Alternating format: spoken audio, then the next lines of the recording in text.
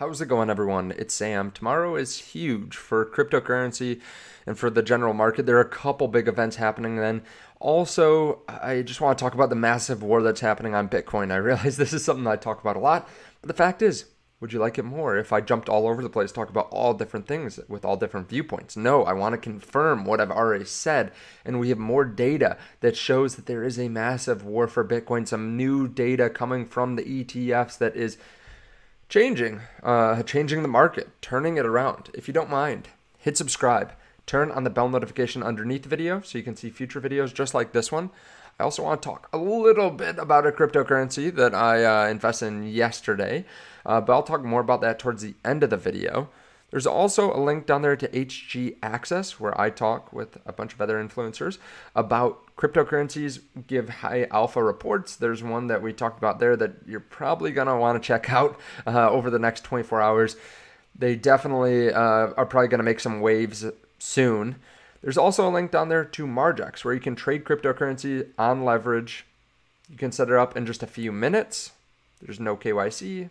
So you can just put in your email, a password, check their terms and conditions. You can deposit and start trading today.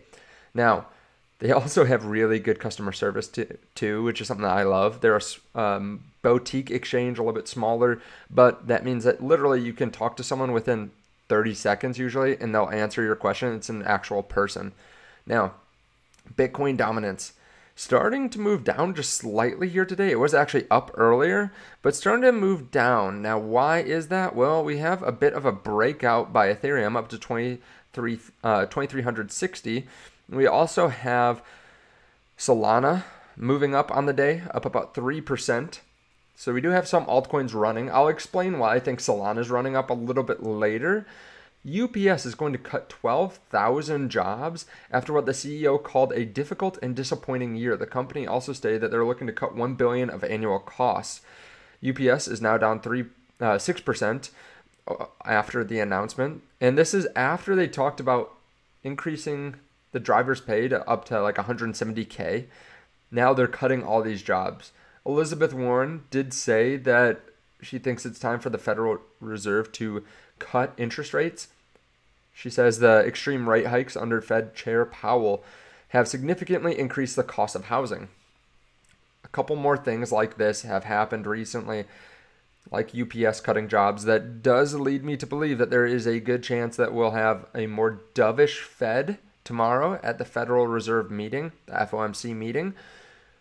That would be really good for markets. We also have something else that's really big for markets. I want to talk about Bitcoin first, though. We have had a huge purchase by BlackRock. BlackRock increased their CleanSpark holdings. CleanSpark is a Bitcoin miner by 25%. We can see here the last filing back in September.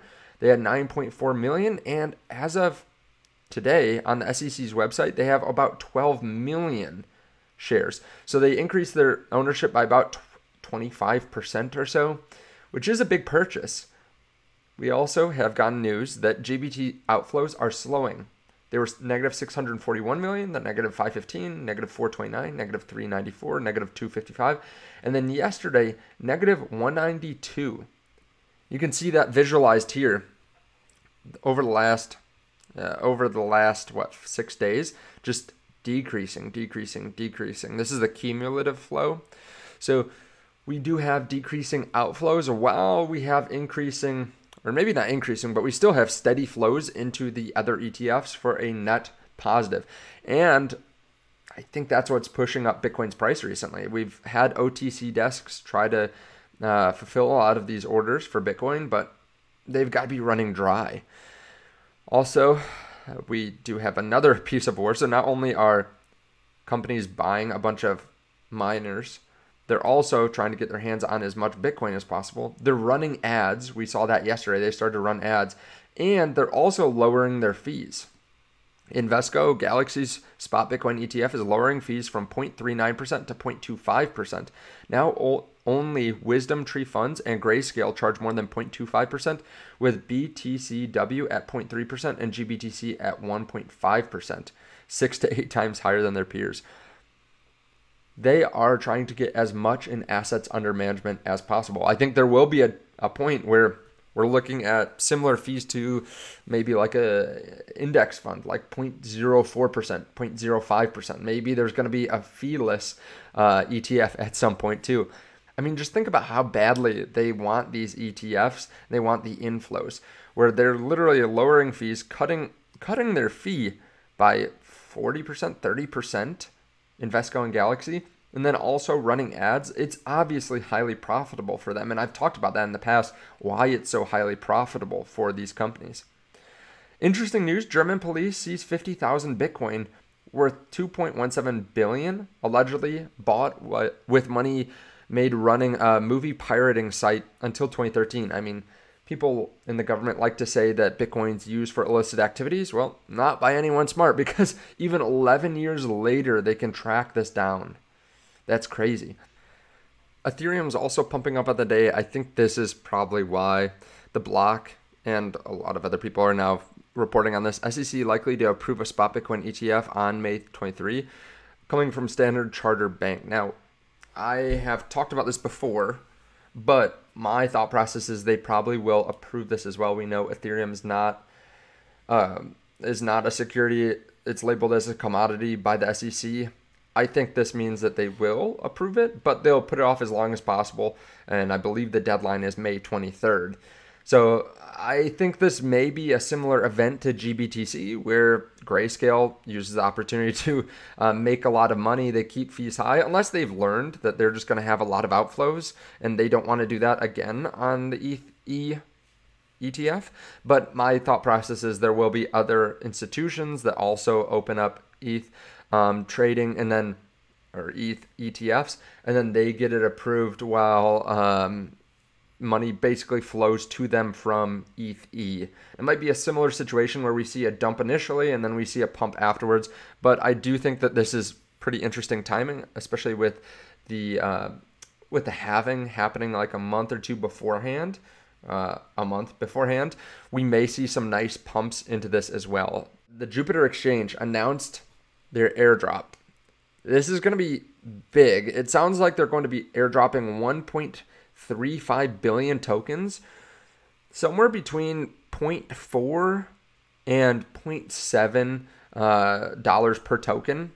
And obviously it can increase too if people buy it as well.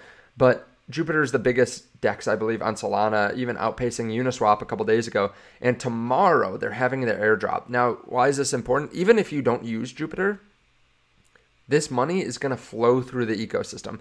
That's a little bit why I think we're seeing a pump today in Solana, just a 3% pump, 2.5% pump. But it's going to be bigger than that. There's going to be a lot of meme coins on Solana that pump probably with some of this money. I mean, think about that.